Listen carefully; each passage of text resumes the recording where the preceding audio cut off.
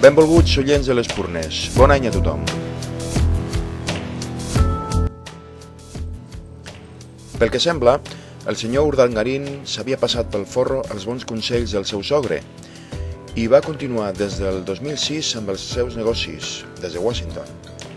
És clar, amb 4 fills i l'horitzó de la crisi econòmica, calia fer-se amb un bon fons de capital al Carib per si de cas no anaven bé les coses. Amb tot això, hi ha una cosa de què ningú parla. Ell ho sabia i no va fer res. Ell, vull dir el sogre, el nostre sobirà, senyor de les Espanyes, ell ho sabia i no va dir res a ningú. Bé, potser sí, a la seva dona, però així tot queda a casa. Després va sortir a la tele i ens va dir que tothom té les mateixes obligacions i responsabilitats. Bon missatge nadalenc. Certament, qualsevol ciutadà que conegui la realització d'uns fets presumptament delictius els ha de denunciar a les autoritats. I si no ho fa, es converteix en còmplice del presumpte delicte o delinqueix per amagar-ho i no fer-lo públic.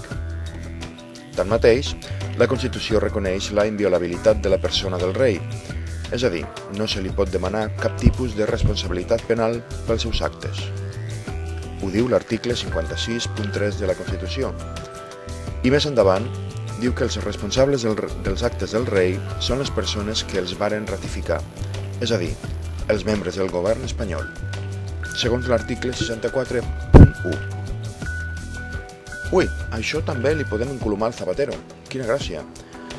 Però no sabem si el rei li va comunicar prèviament ni si Zapatero li va ratificar. Tampoc podem demanar al Rajoy que se'n faci càrrec, que prou feina té el pobre en liderar el país. Conclusió. Que al rei no li podem demanar cap responsabilitat per cap de les seves accions o omissions. Ell ho sabia, però no calia fer res de res perquè els seus actes passarien per sobre de tots nosaltres. Vaja, com qualsevol ciutadà. Sabem tot això, em declaro partidari de la monarquia absoluta. Vull ser súbdit. Prefereixo no ser ciutadà d'un règim de llibertats. Almenys, un rei absolut ha de manar i decidir, donar ordres i fer-se responsables de les seves decisions. I arriscar el cap si els seus súbdits es revolten. És per això que els francesos s'estimaren tant el rei Sol, perquè tenia un parell de pebrots ben posats. I per això tallaren el cap del seu net, en Lluís XVI, un Borbó que no els tenia tan ben posats. Si tinguéssim un monarca absolut, les acampades a la plaça del Sol haurien estat al davant de la Zarzuela, cridant amb torxes contra el Borbó. A París, a l'octubre de 1789, les peixateres varen iniciar una caminada fins a Versalles per tal de fer que el rei anés a París, a prop del seu poble, perquè no acceptaren que visqués massa allunyat, i així poder-li demanar explicacions per la via ràpida.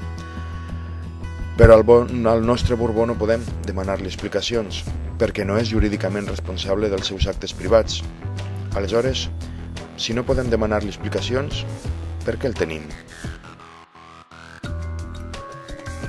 No fa gaires dies, l'Ernest Maragall, anterior conseller d'Educació, va dir en una entrevista a TV3 que la població veia massa allunyats els polítics i per això calia fer que el partit s'hi acostés.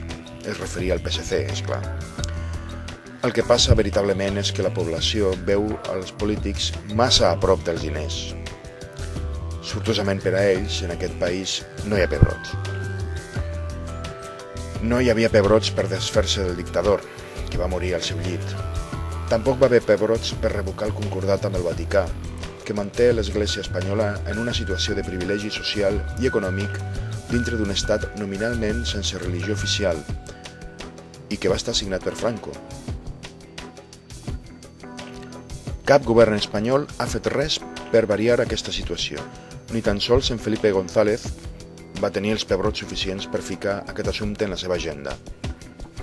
Fixeu-vos si no hi ha pebrots que quan en Rajoy va pensar de canviar els dies festius, de moure els festius perquè no hi haguessin ponts incòmodes, abans de parlar amb els sindicats va parlar amb l'Església. I ara, com sempre, no hi ha pebrots per dir les coses ben clares. El rei sabia que Urdangarín estava fent coses sospitoses de no ser massa afortunades. A més, sabia que la seva filla, tota una infanta d'Espanya, comparteix algunes de les empreses del gendre. Algú li hauria de dir al rei que venen temps de canvis, com cantava el Dylan. La monarquia passa pels seus pitjors moments i caldria fer reformes a Palau. Bon dia i bona sort.